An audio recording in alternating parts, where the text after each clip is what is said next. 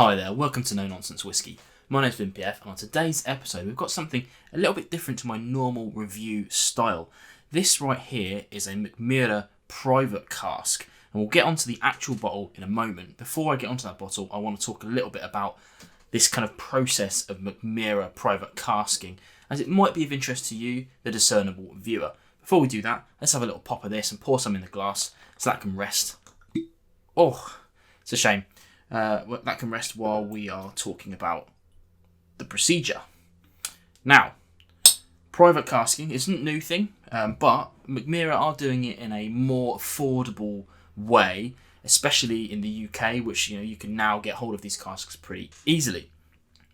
What they're doing is they're letting you buy a cask of already matured whiskey for a different amount of money depending on your options that you pick.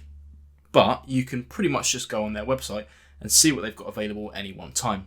Now, the cool thing that you can do on this is there's basically some interchangeable different options that you can pick, and hopefully they've got some of that available for you, and you can kind of refine exactly what you're going to be after. And you're not just going up to Mackmyra and saying, give us a cask. You can go on there and you can say, I want this kind of recipe, that sort of thing, and go from there.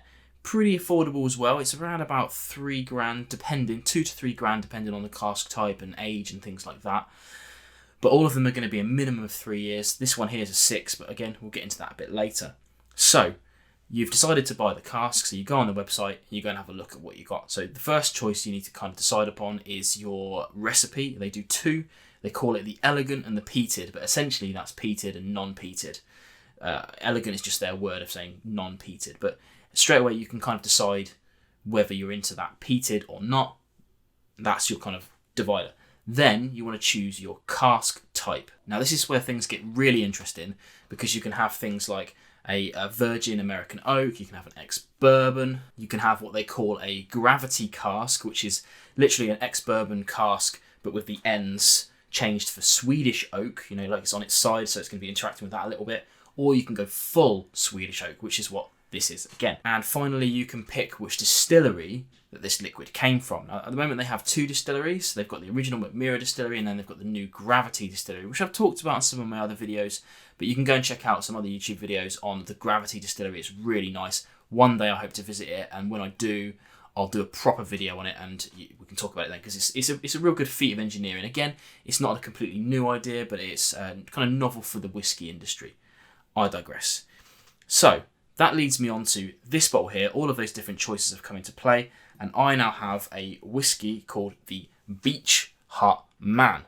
Now this was bought by someone I have never met. They're obviously a watcher of the show. Beach Hut Man. This guy, he lives on the south coast of the UK, and he builds beach huts. And he's decided that he wants to try some Mackmyra private casking, and he got in touch with me and said, do I want to try one of his bottles? And I said, sure, why not? So this isn't my bottle, I haven't purchased this. This has been sent to me by a viewer, so thank you very much. Please do go and check out Beach Hut Man if you're interested in buying a beach hut on the south coast. Nice one. So here today we've got, I'll bring it up to here so you can have a little look at the information if you want to pause. But essentially, we've got, as I talked about earlier, this is an Svenska X. This is a Swedish oak barrel completely. These are all 30-litre casks. This one is the elegant recipe. They've gone down here warehouse as well as the Bodas mines, but I struggled to find a cask that was at a different warehouse, so I don't think that's much of a choice.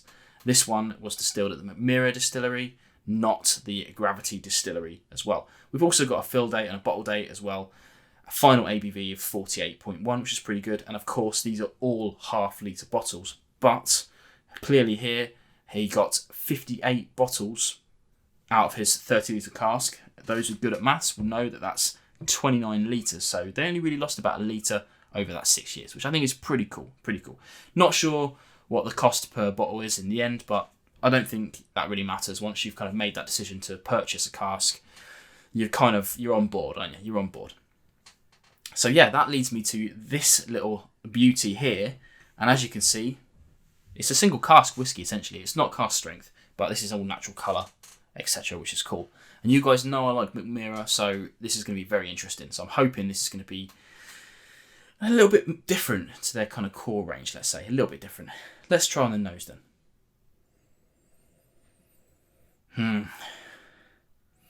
Now, most of Mackmyra's core range, some of their special ones not so much, but their core range, they're not all Swedish oak. They've got one that's called a svenska ek, but that's actually only got 10% Swedish oak in it. This is supposedly a full cask of Swedish oak, so already it's got a deeper, darker, kind of oaky flavour to it. Some vanillas, but not many, not like what you would expect from an American white oak. But on the back end, there's this characteristic Mackmyra fruitiness and a little bit of those tropical notes. If you've tried any of Mackmyra's all the way through, you'll know that they've got this particular flavour that carries through most of their range, unless they've done something particularly interesting to it. Like I've covered the Grand Tea a lot, and I will be covering some other ones soon that don't have that flavour through, but that's because they've had some extra stuff going into them that takes over. In any case, it really does smell like the Mackmyras that we know and love. But if you haven't tried any Mackmyras before, one thing I will impress on you is that it's not so far removed from Scotch to be scary. Some of their strange experiments that they do taste very different. Like I've had one that tasted very much of raspberries and whatnot. Not that that's not a flavour you don't get in Scotch. It's just a bit rarer, that's all. But yeah, most of their whiskies, their standard range, are not so far removed. So please do go and check Mackmyra out because they really are good. Let's try on the palate then.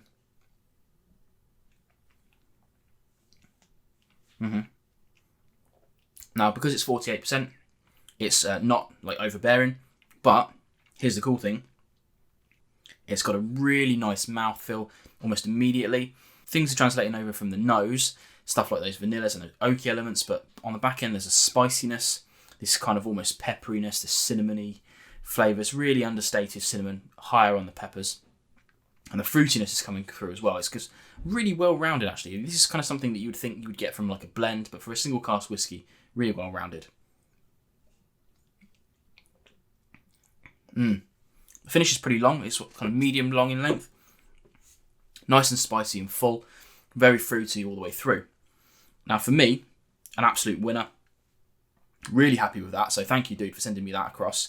I don't want to name drop you, but just in case you weren't into that, but you know, your name's all over your own website. So if people do go and check you out, you'll find out. But I have to say, I'd be more interested in trying the peated version. That's just my personal preference.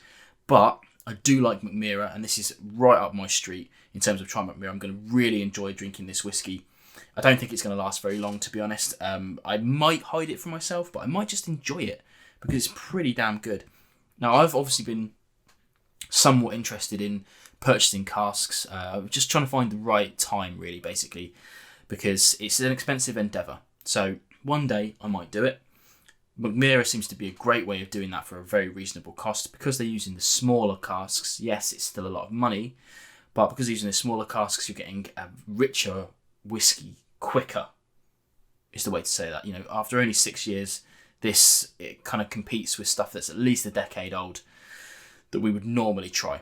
Very interesting. In any case, let me know in the comments below if you've kind of remotely been interested in buying casks or having a look at this kind of private cask thing. Let me know if you've bought one of these casks and what you thought. Let me know the recipe that you bought, or if you haven't bought one, let me know the recipe that you might buy. Thanks for watching today's video. These awesome people scrolling past now really make this channel possible with their contributions. So if you are interested in helping out the channel, please do go and check out Patreon or hit the join button below. Thank you.